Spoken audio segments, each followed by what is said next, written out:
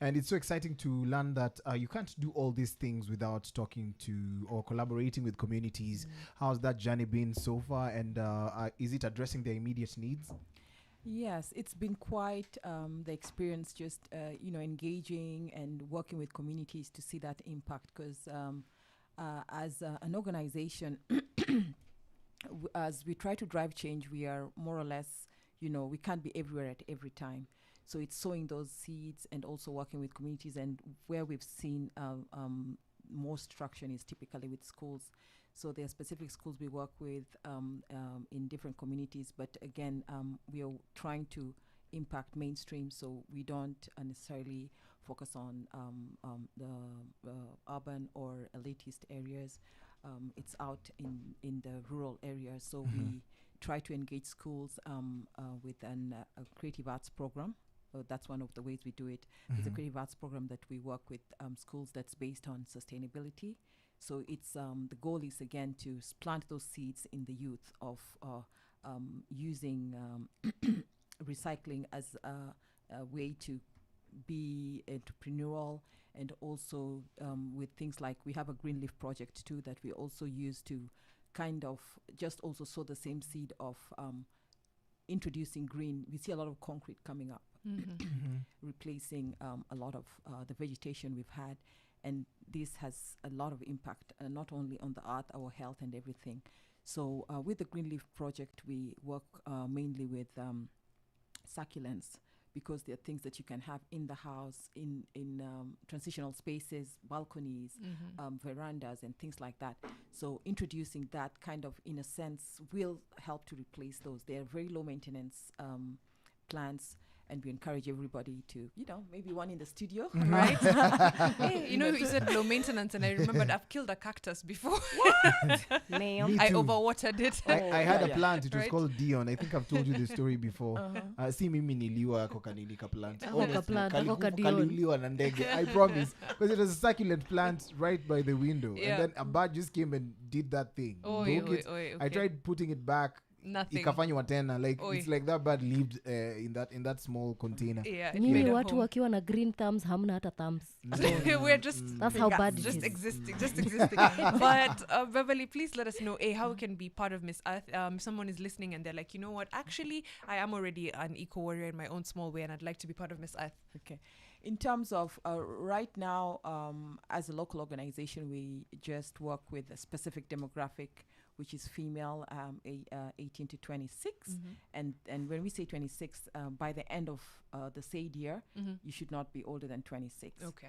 So by the end, in December 30th, you should still be 26. And then, you should not be in a marriage, because, again, that requires time. So, and you have to build that relationship. You shouldn't be having a child. Should be a natural born female. A number of other things. And if you look at our registration form, which registration is now open, we list all those requirements. And as we said earlier, it's also very important for you to have that background in sustainability. Otherwise, you will be overwhelmed, both nationally and internationally, because part of what we go through is just have the contestants share and engage in sustainability. And anything that we add is just a cherry on top. We do not create that foundation. Yeah. When you come back next time, we'll interrogate these qualifications, because I have questions and I'll ask them off air, and we can maybe pick them up. Kwani Shiko sasa hata participate kufanya na Jemo? Yeah, I'm just like, kama Shiko na Jemo wako pamoja ni sawa, lakini kama wameamua wanataka kuwa kwa ndoa, Jemo anaweza kuumia kama Shiko ameshinda nje.